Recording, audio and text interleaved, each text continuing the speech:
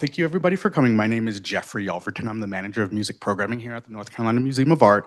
And I'm really excited because this is the first of a series we're hoping to continue, which is where we're bringing in musicology experts to talk on topics that are related to some of our exhibits or whatever topic I feel like bringing in, because that's my job here.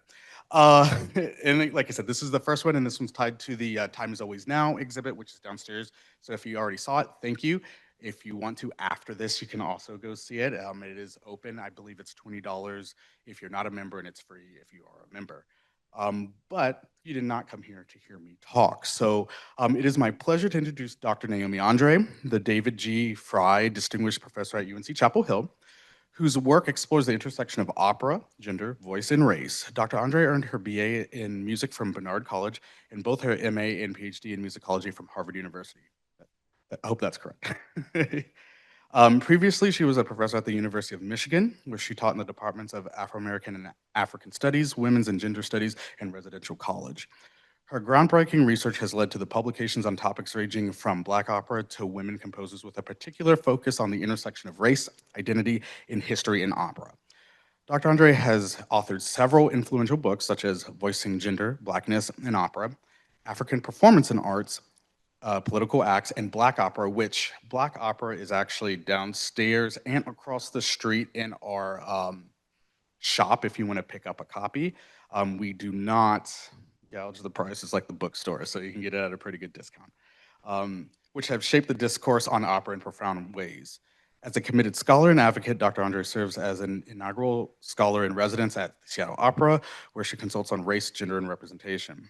Her contributions extend to major opera companies across the US, as well as internationally, where she works on scholar in residences and contributes to essays, panels, as well as just an amazing member of Born at the Black Opera Research Network. You started Born, did you? Yeah.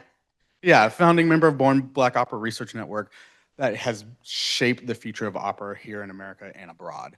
So it is my honor today to introduce and have our guest speaker, Dr. André, come up. Thank you so much. Thank you so much for that really warm and generous introduction. It is really a pleasure to be here after having taught at the University of Michigan for 27 years. I've just finished my second year here at UNC Chapel Hill, and it is really a pleasure to get to know this area and just have the warm embrace of so many people here. Thank you all so much for being here. I had to smile when I first read the title of this exhibit, The Time is Always Now, because it is such a direct message that grabs you immediately. Now is a terrific way to make something feel relevant and up to date. And since it feels like there is a lot of change and unpredictability in our current times, now is certainly on our minds. The title of this exhibit is drawn from the last line of an article that James Baldwin wrote in 1956 that appeared in the fall issue of the Partisan Review. The essay was entitled Faulkner and Desegregation. It was part of a public conversation that addressed themes that appeared in several essays that William Faulkner had written in 1956. These essays had appeared in Life, Harper's, and Ebony magazines. Baldwin's last line of his essay is, quote, "The challenge is in the moment, the time is always now." I'm not going to outline the details of that essay, though the title, Faulkner and Desegregation, and Baldwin's last line, "The challenge is in the moment, the time is always now," provide a pretty good overview of some of the big themes raised. This was the era where the civil rights movement and legislative courts was just beginning. Going back a decade with Morgan versus Virginia in 1946, the Supreme Court ruled that segregated seating in interstate travel was unconstitutional. This led to the original freedom rides that were organized by George Hauser and Bayard Rustin in 1947.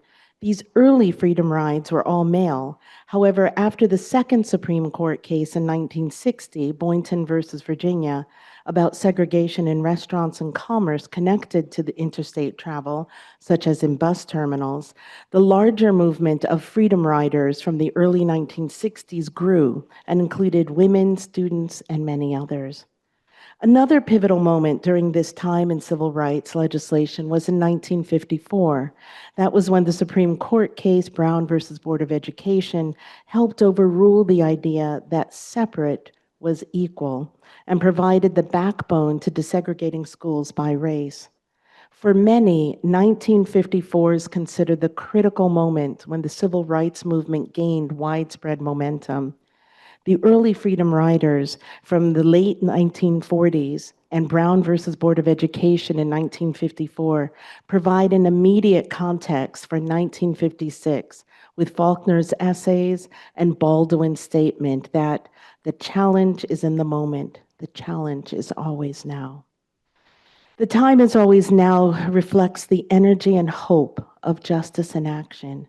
To me, it feels connected to a line from Martin Luther King Jr., written a few years after Baldwin's 1956 essay. In his 1963 epistle, now known as the Letter from a Birmingham Jail, King writes about the consequences of not acting upon the opportunity when the moment is due.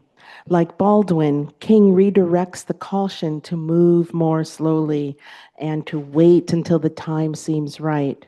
Waiting will always signal the future and balks against the action today. Sitting in his Birmingham, Alabama jail cell, King wrote, "For years now, I've heard the word wait. This wait has almost always meant never. We must come to see that justice too long delayed is justice denied." The energy of Baldwin's words and in this art exhibit here in this building have power and are relevant for today. The challenge is in the moment. The time is always now. Let me switch gears and give a little history. I'm going to switch gears just a little, give you a little information about me and a few of the ideas that will guide my discussion of a few specific works tonight, this afternoon. For most of my life, I have been fortunate to live fairly close to major opera houses, the Metropolitan Opera, Lyric Opera of Chicago, the Michigan Opera Theater, now called Detroit Opera. And I was able to see lots of operas. Currently, we have the North Carolina Opera in Raleigh and Carolina Opera in Charlotte, right here in North Carolina, that have active and exciting seasons. I encourage you to give into the urge and go. During the past several years, I've had the privilege of working with many opera companies, and I've seen a lot of works in a wide range of theaters. Most of my research agenda in the past up through the present has come out of seeing opera and thinking about live performance. Up through the end of the 20th century, music scholarship had not been very nuanced in the way racialized identities were discussed. Recently, things have begun to change. A big part of my work has been shaped by thinking about opera here in the US, Europe, and in South Africa. I'm fortunate to have had my research and scholarship find space both in the academy as a professor and in more public spaces, opera houses, symphony halls, and here in an art museum. I want to give a really quick overview of some of my larger publications because that will sort of show you how I'm placing some of these things.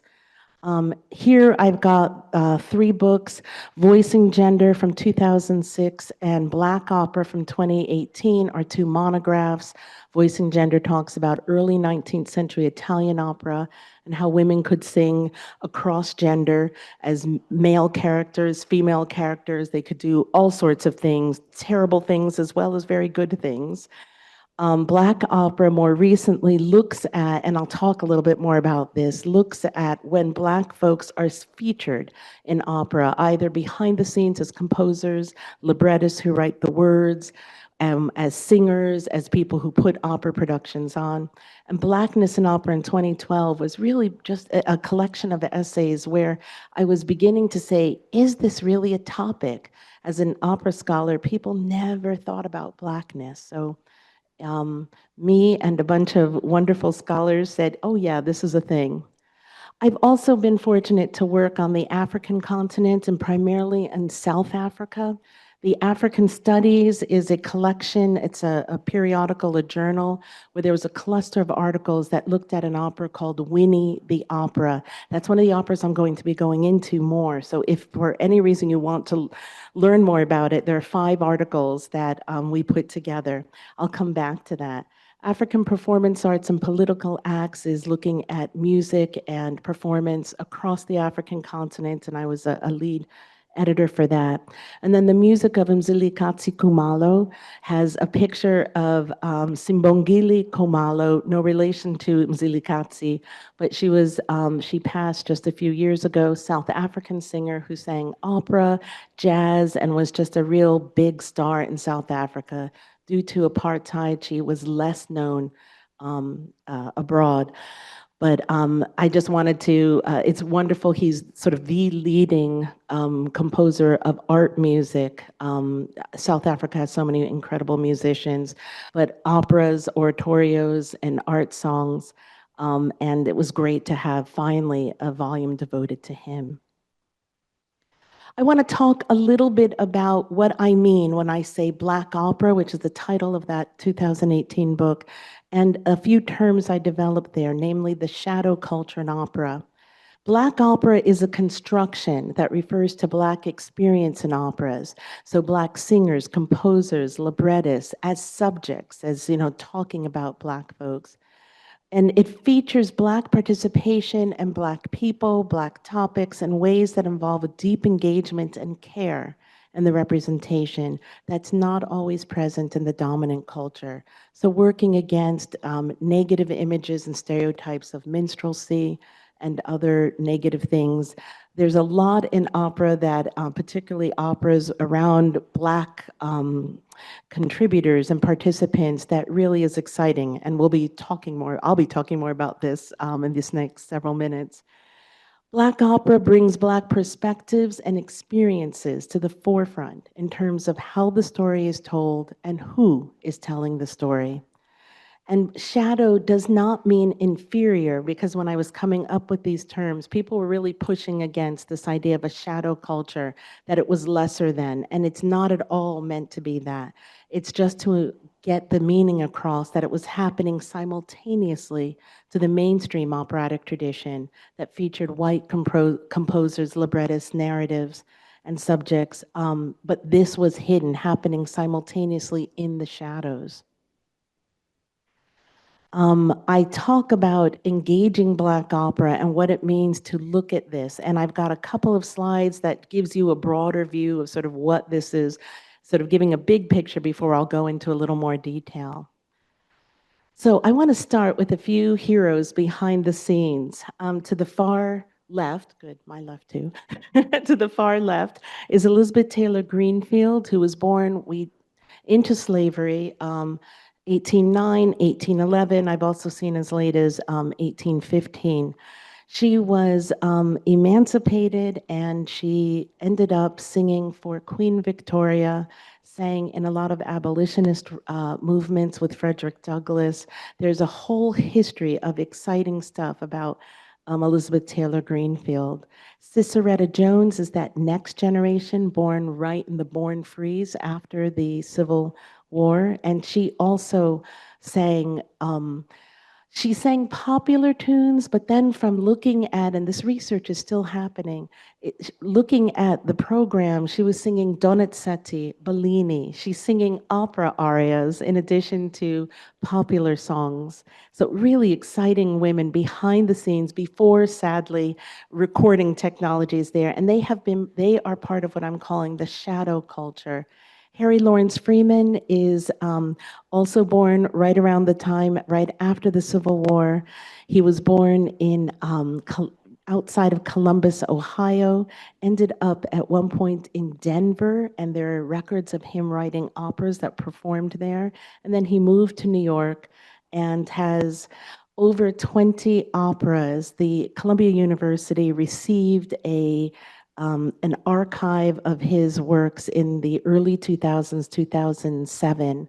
And one of the operas, Voodoo, from 1914 and then revised in 1928, has been performed. But there are over 20 operas that are waiting to be discovered and to be performed. Mary Cardwell Dawson, hopefully some of you have heard of her, and if you haven't, she is a North Carolina native. She was a singer, went to the New England Conservatory, and realized in the early 1930s that there were no jobs for Black opera singers because opera at that point was segregated. It's not really until we talk about 1955 with Marian Anderson singing at the Metropolitan Opera that really began, major opera companies began desegregating opera stages. But Mary Caldwell Dawson said, okay, I'm going to found my own opera company. So the National Negro Opera Company was born and happened from the late 40s through the early 60s, the time of her death. That was based in Pittsburgh, Pennsylvania, but she's had her roots here in North Carolina. The North Carolina Opera in Raleigh just last December there's an opera about Mary Caldwell Dawson called The Passion of Mary Caldwell Dawson. And so it's wonderful to have an opera about an opera impresario coming out there. So these are just 4 pictures I could get that show singers, composers, and impresarios, sort of producers of opera. There is a rich history here. Also, and I'm going to go through this really quickly because, and if you have any questions, there'll be a little time for a Q&A afterwards. I can talk about each of these composers and so many more, but I wanted to talk about the Black opera repertories, works that are done in the past. Harry Lawrence Freeman, we saw the picture of him. Scott Joplin, he has Treemonisha is the best known, and that's the one that he published, a piano vocal score. But we know that there were other operas, sadly, which have been lost. Shirley Graham Du Bois, yes, married to W.B. Du Bois. But before that, in the early 1930s, as Shirley Graham, she wrote an opera called Tom Tom that was produced in Ohio. William Grant Still, until recently, he was thought to be the dean, and he is, of African American opera composers and other composers. His Afro-American Symphony from 1930 was the first symphony by Black composer that was performed by a major orchestra. He has 9 operas. He was born in 1895 in Woodville, Mississippi, and died in LA Los Angeles in 1978. Dorothy Rudd Moore she just passed away a couple of years ago. I got to meet her before. She has an opera on Frederick Douglass. All of these are composers, and notice how we have men and women, something which is not surprising if you know a bit about the Black community. Currently living composers, Anthony Davis, he is currently, I think, the Dean of Black Opera Composers. He has 9 operas. His opera, The Central Park Five, won the Pulitzer Prize in 2019. I just got to see I got to see the premiere at Long Beach Opera in 2019, and then Detroit Opera just did it a couple of weeks ago. Nkiru Okoye, a Nigerian-American composer, has her first opera, Harriet Tubman. There are many others. Terence Blanchard, I understand that he was in the house not too long ago, a jazz composer, film composer, and opera composer. We'll be talking about his Fire Shut Up in My Bones in a few minutes. Rhiannon Giddens, also another North Carolinian, and her opera Omar, which was premiered by South Carolina and North Carolina, was the second opera by Black composer to win the Pulitzer just in 2023. Daniel Bernard Remain has an opera on the 1985 MOVE bombing in Philadelphia. Courtney Bryan is working on operas. This list could continue, and it does continue, but I just wanted to give you a sense of some of the folks who are living and working now. I wanted to highlight 2 operas, very recent, by Damian Jeter, who is from Virginia. His American Apollo with Lila Palmer, I put in parentheses the librettist, that was workshopped by Des Moines Metro Opera and then was premiered last July in 2024. It's about Thomas Eugene McKellar, an African American from Wilmington, North Carolina, who moves after the riots in the end of the 19th century, moves up to Boston and meets John Singer Sargent, the artist. And then Loving versus Virginia with librettist Jessica Murphy Mew just premiered these past couple of weeks at Virginia Opera. They commissioned it with Richmond Symphony for the Virginia Opera 50th anniversary. And I got to see that also when it was in Richmond. And it's about from what the title, Loving versus Virginia, the 1967 Supreme Court case supporting interracial marriage. So Black opera repertories, it's vital, it's happening. There's some from the past that have been hidden that are coming to light, and there's stuff that's happening right now. I'm going to spend a moment going into a little depth since we've had sort of that big view that this isn't just a one work or two work things. And I want to focus on opera and dance. This is a fun thing where I get to go into some ideas I'm still working with my own research. We're going to start with Winnie, the opera based on Winnie Madikizela Mandela, who is the wife of Nelson Mandela. This is an opera from 2011. I was fortunate to be able to go to the State Theater in Pretoria in South Africa to see the premiere and talk with some of the original creators. And then there's Fire Shut Up in My Bones is the other case study opera we're going to start with. And that was commissioned by Opera Theater of St. Louis in 2019 and then was revived in 2021 with the Metropolitan Opera. A wonderful thing is that there's a DVD of this opera, hence this is the cover of it. I've got the essay in there, but we'll talk a little bit about that now. Okay, let's think about I'm going to talk about each opera quickly and then show a few very short excerpts of the rehearsal process and sections from the performance. One of the things I love about this, I think about opera, but I love doing this talk right now in an exhibit where we've got art in a museum of art. And just to think about how interdisciplinary and multimedia the arts are. So we'll be focusing a bit on opera now, and then I'll come out more broadly near the end. Okay, I've got dance and movement. I want us to think of it as signaling what does it mean? Opera going back to its beginnings in the 17th and 18th century always had ballet and dance, and it was part of the divertissement, the spectacle of opera. However, you can read into even the oldest operas, and especially in these new Black operas, that the dance, the movement is signaling, gesturing towards something bigger.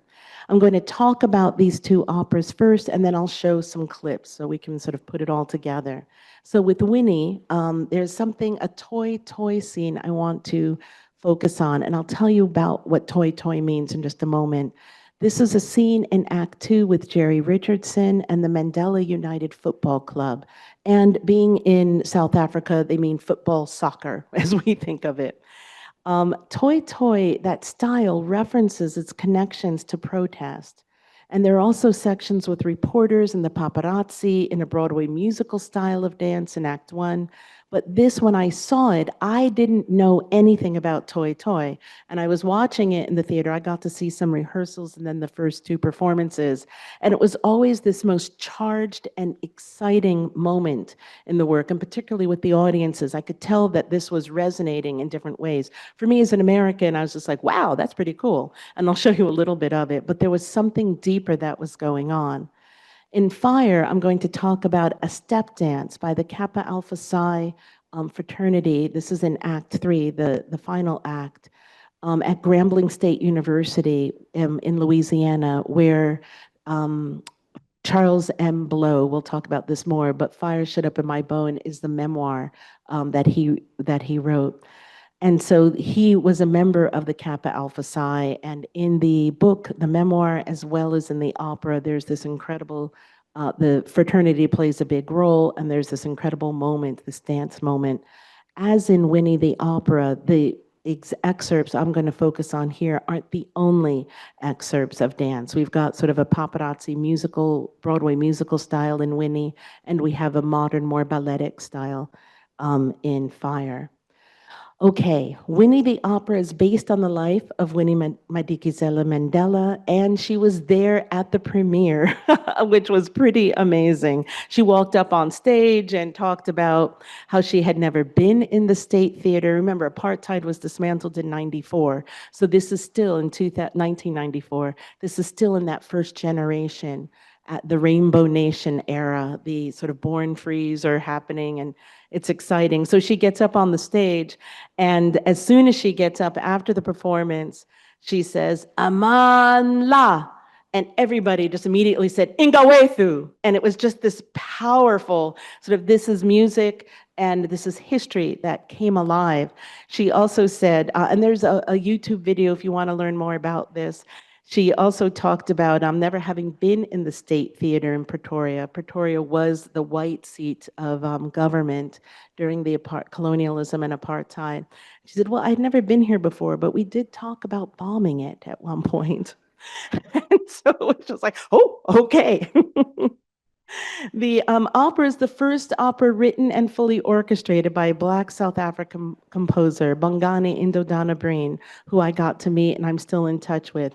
Mzilikatsi Khumalo, who the book that we have with Princess Khumalo, or excuse me, Princess Magogo, with Simbongile Khumalo, that is, as far as I can tell and find, the first opera written by a Black composer. However, Mzilikatsi Khumalo was born in the 1930s, came of age at a time where the Bantu Education Act in the 1953 was prevented Black South Africans from learning how to orchestrate Western notation. So he wrote the music, and it was all in tonic solfa, a different type of notation. So he had help with orchestrating the work, but he worked really closely. Hence, we've got Princess Magogo from 2002. As far as I know, that's the first opera by a Black composer. However, the first one fully orchestrated and was Winnie by Bongani. The compositional team included co-librettists, co-producers, Warren Wilensky and Mafundi Vundla. Here's who they are. Bongani is Xhosa, and he worked with Warren Wilensky. They met when they were both in exile in Toronto, Canada during the struggle, and they were able to bring it back.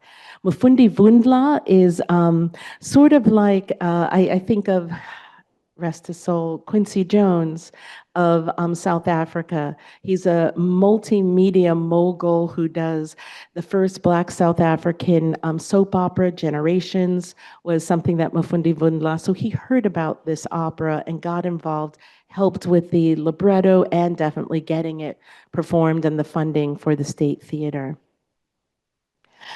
Shirley Jo Finney is the stage director, African-American actor. She also has passed recently. And when I was interviewing her, she said, well, yeah, you know, this is an opera about a woman. They kind of needed a woman involved with putting it together. And Alfred Pakati is the choreographer. I didn't get to meet him there, but since we're looking at dance, I wanted to acknowledge him there too. Here is the cover of the program, and there's a picture of Winnie from the premiere. She was really absolutely incredible and dynamic, particularly after the first performance. All right, I'm going to talk about Fire, and then we're going to watch two clips from both of these works. This is an opera composed by Terence Blanchard with Casey Lemmons as the librettist. You might know her name because she's an actor. She also is a screenwriter and a director of movies. Eve's Bayou was her first movie, really incredible. And Harriet, the movie, was right around this time, which won some Oscars. And interestingly, Terence Blanchard wrote the score for Harriet. So they had worked together right around this time. The opera Fire Shut Up in My Bones is based on Charles Emblot's memoir of the same name from 2014. It was commissioned by the Opera Theater of St. Louis and premiered in 2019 with James Robinson was the artistic director and was the person behind the commission. As of October, he's just moved, he's left the Opera Theater St. Louis and has moved to be the general director at Seattle Opera. This was an expanded and remounted production at the Metropolitan Opera in 2021, and that was a really big moment because of the pandemic. The Opera House had been closed for almost 18 months, and it was the opening opera after the pandemic from September 27th, 2021. The production was brought to the Lyric Opera in 2022. Camille A. Brown was added as the choreographer for the Met and Chicago Lyric production, and then she was the co-director of the production.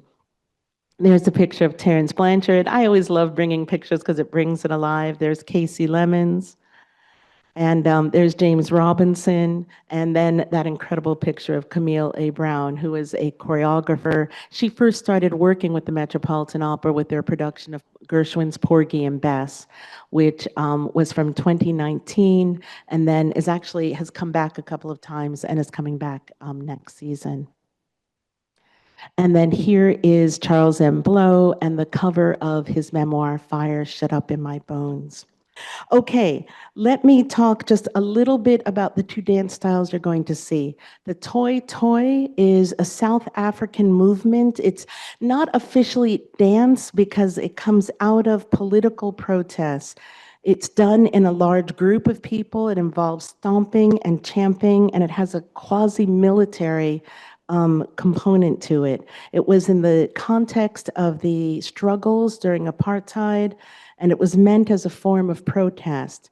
Here you'd have the Afrikaans army with their tanks and guns and weapons, and there would be large groups of Black South Africans that only had themselves, maybe sticks and stones. And so this would be, we're going to see it in a different, it's referencing something different from what we see, but it was usually, you can go on YouTube and find examples, but it was done when the Afrikaans military would be trying to disperse crowds of Black South Africans, and the Black South Africans would just sort of move and chant and try, sort of had this real sort of resistance, even though there was nothing they could really do. So this is from the promotional show reel that you can find. It's a 9.5-minute clip online. I'm only going to play about 30 seconds. You'll have Shirley Jo Finney talking. It's an interview where she talks about the process and how she lives for the process of putting operas together and shows together. She did musical theater and straight theater too, spoken theater. And then you see the rehearsal, and then you'll see them with the football club. For being in that space of discovery, it's an opiate for me.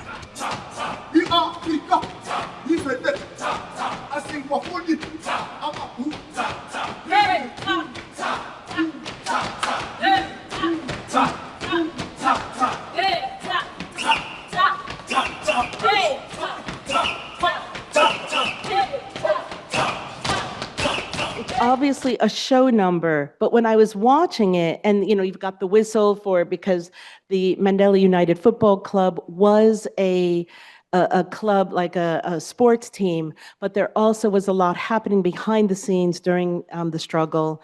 The opera actually opens and closes with the Truth and Reconciliation Commission, where Winnie is being held accountable for some of the things that she was accused of. However, I saw this and there was an energy to it. And for the rest of the audience, and now for us who understand it, that sort of dance moment was encompassing a lot. Let's go to Fire Shut Up in My Bones. We school to cool, we sweat. Hey, we sweat, okay, show enough, we sweat, we sweat. Hey, we sweat, okay, show enough, we sweat, we move so smooth, we fly. Oh my, our roots are deep, we draw our sweat from underneath, we sweat. Hey, we sweat, okay, show enough, we sweat. so these were the warm-ups, how she sort of got things going for the large production.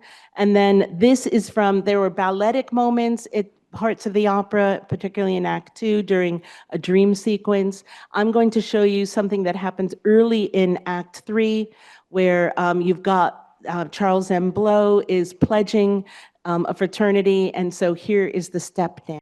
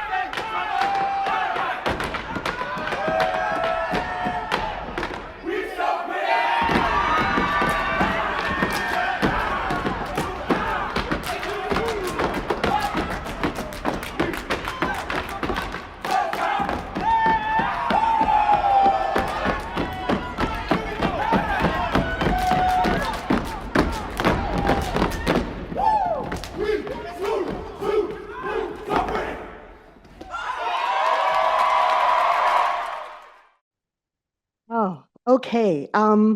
Kappa Alpha Psi fraternity, founded in 1911 at Indiana University in Bloomington. The Grambling State University has the Gamma Psi Kappa, Gamma Psi chapter of Kappa Alpha Psi, and that chapter was founded in 1950.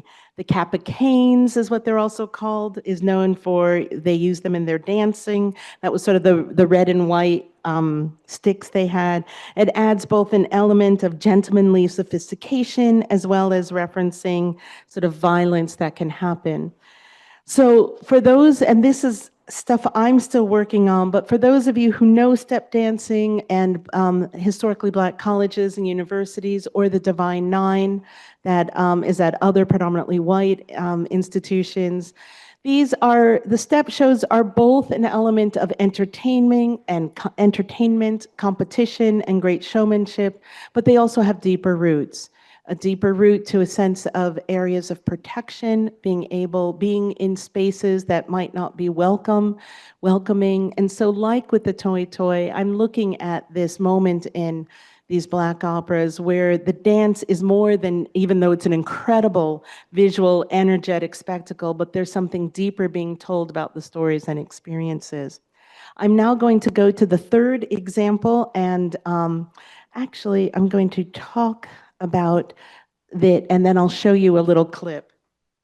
So the Factotum, when I found out that this exhibit had a picture that was related to a barbershop, I thought, there's an opera about that.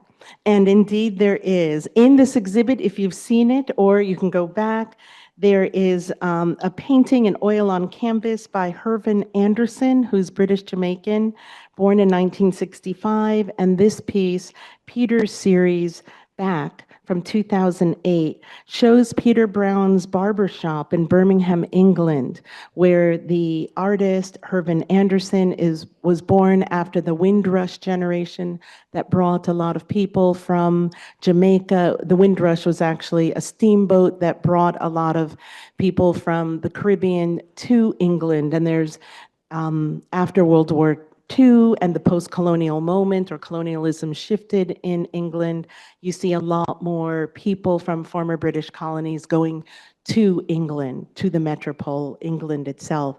So the Hervin Anderson is in that generation, and this in the précis that talks about this picture in the exhibit, talks about how this barbershop is a space for these early generations coming to England, and a space to be who they were, a space to have sort of to talk similar to what barbershops do today.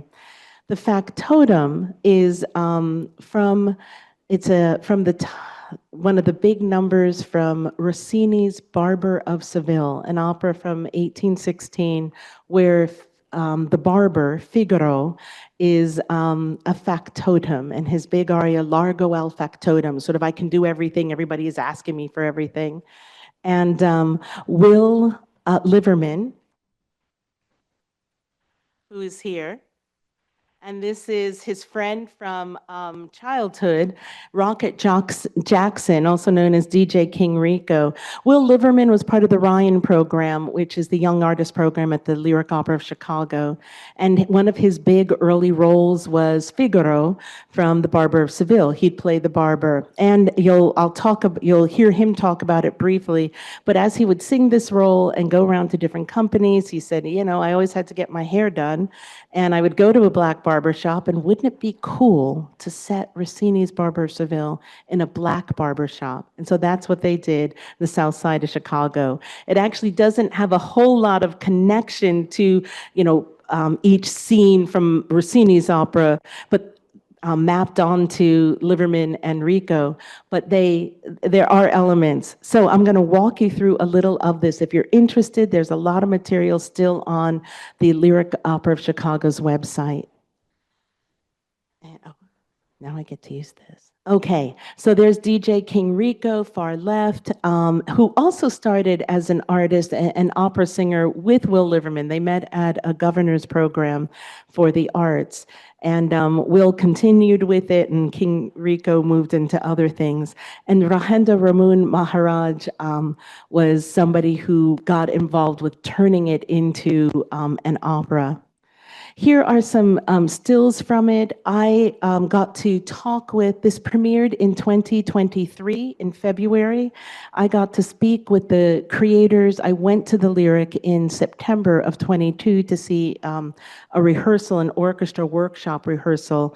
Sadly, I didn't get to see it in Chicago because I got COVID. But wasn't traveling anywhere back in 2020, you know. But this, they had an I got to see an archival copy, and hopefully it'll come back. So here are scenes. There's Will in the barber shop. There's Cece, who is one of the main characters. Interestingly enough, and I don't have any footage of this, but her character primarily dances through the show and is sort of mute for most of it. And then at the end, she gets her voice back. But here she's standing up to one of her uncles. And there, like a lot of Black operas, kids are involved. There's young characters.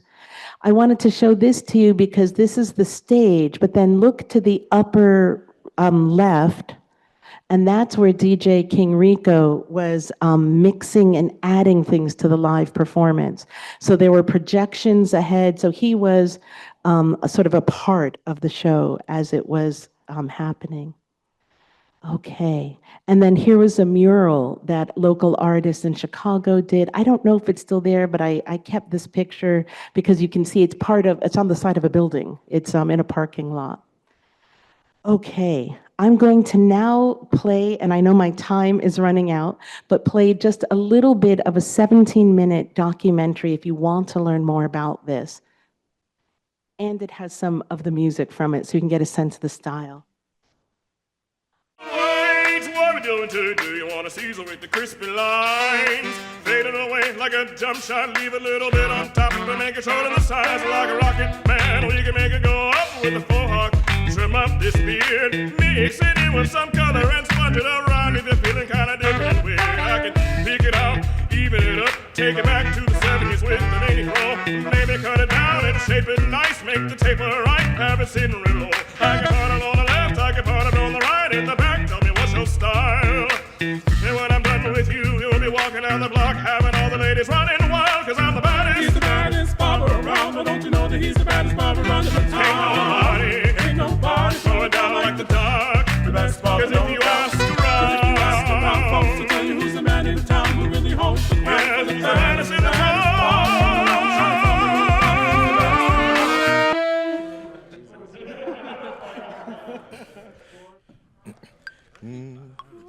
Oh yeah, that was my next question.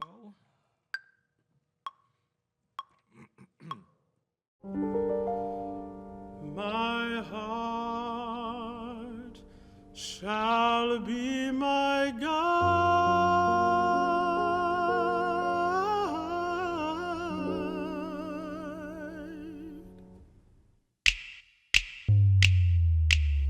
Hey, program. What's going on today? Got a couple of new watches, Ray-Bans, and some blue. My name is Will Liverman, and I'm the composer and also playing the role of Mike in the Factotum. Creating this project has been, it started out as like a passion project. I did the Ryan Opera Center program with Lyric Opera, and I finished in 2015. And when I started working professionally, I was performing The Barber of Seville by Rossini a lot. And as I was sitting there like on the road, I was like, man, it would be kind of a cool idea to sort of take Barber of Seville and update it into a black barber shop. So I thought it would be an interesting idea to take the idea of the story of Barber of Seville and update it with black musical styles, like styles that I know and love, like gospel, funk, trap, hip hop, R&B. So, utilizing those styles and also merging the classical voice and fusing, both of those worlds together to create this. And so that was sort of the inspiration behind it all. I'm so sorry. It goes on for 17 minutes. It is online. You can find it, but it's just really fascinating how this all came together. Why is all this important? How do I pull these themes together? Most people think of the arts, especially museums and opera houses, as places for spectacle, ostentatious wealth, and escape. Traditionally, such venues, including fancy museum and opera galas, have been spaces for society elites to dress up, enjoy the expensive fundraising celebrations, and get away from the quotidian hassles of daily life. In many ways, what's not to love? Who doesn't want to escape the mundane and be transported away? Yet I want to complicate these ideas of what the arts can be, and that is as spaces of possibility. In our contemporary society that is inundated with cell phones and electronic equipment, most venues for entertainment, for sport, for worship, for school, most places are in places that encourage or at least allow the use of electronic devices. Gathering spaces usually have bright lights, additional screens, large screens for better viewing, and allow talking. The rare elements of the opera house and frequently museum spaces are that the lights are specially adjusted. Cell phones are not usually encouraged. In opera, the sound is acoustic and not mediated through microphones and amplifiers. In exhibits and concert halls, the expectation is that everyone centers on the art and is paying attention, or sleeping, or daydreaming. The point is that people are quiet and usually quite focused. People come together in community, participating as individuals and concentrating together. Music and art are multi-sensory experiences. They involve sound and sight and incorporate a variety of ways of understanding what is going on. You hear the musical themes and instrumental effects in the orchestra. You listen to the connections between the vocal melodies. You stand in front of a series of pictures, walk in a 360-degree circle around a sculpture to try to find out what is going on. We take in the various texts. We see what is happening on the canvas and explore the trajectory of the physical installations. We listen to the sung words and read the subtitles for the plot line. We notice the action on stage. We watch the dance numbers, whether it be ballet, step show, or toy. Experiencing art includes all these things, understanding the text, finding the connections between the singers and the orchestra, the paint and the canvas, making sense of the way the multimedia dramatic elements create meaning. This brings me to one of the most pivotal experiences of the arts, feeling. Emotions of excitement, sometimes boredom, and all that we feel in response to the representational and abstract depictions of our ideas, our hopes, dreams, nightmares, and visions, all of what makes the arts transcendent. For me, the most important thing during performance or an exhibit is that I have an emotional reaction to what I am seeing and hearing. It can be pleasurable or bring up elements of pain. The power of museums and opera is that they are art forms that dig deep and can really move us. These arts reflect the aesthetics most valued in a culture and reveal that the power to move people can help shape our soul. as a space of possibility. I'm arguing that the museums and opera house have an almost spiritual component to them.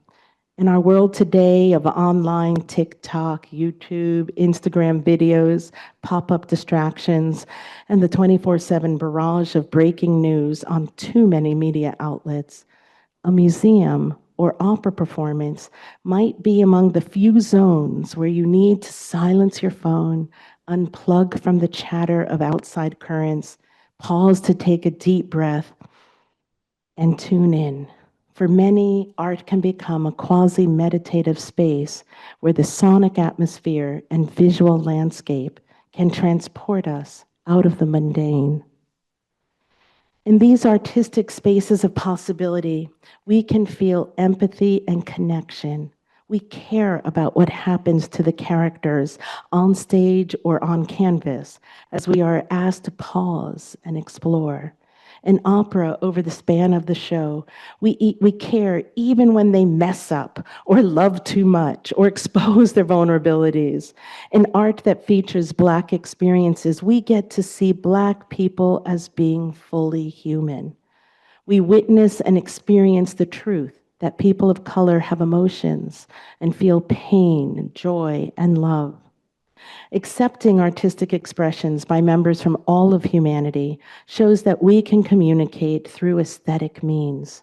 This can allow everyone to experience feelings and have emotions that have been created, composed, formed, written, or drawn, and embodied in performance or through visual representation.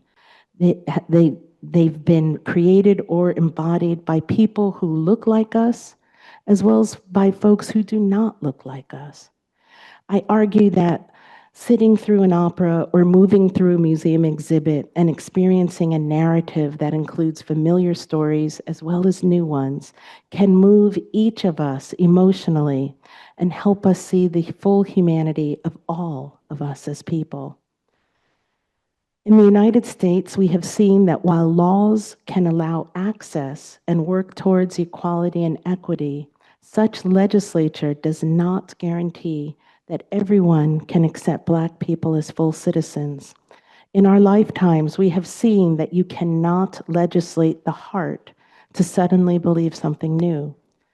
Yet, if you can touch someone through their feelings and emotions, you can help open their heart, and that can lead to new ideas and new thoughts and possibly new behaviors. Thank you very much.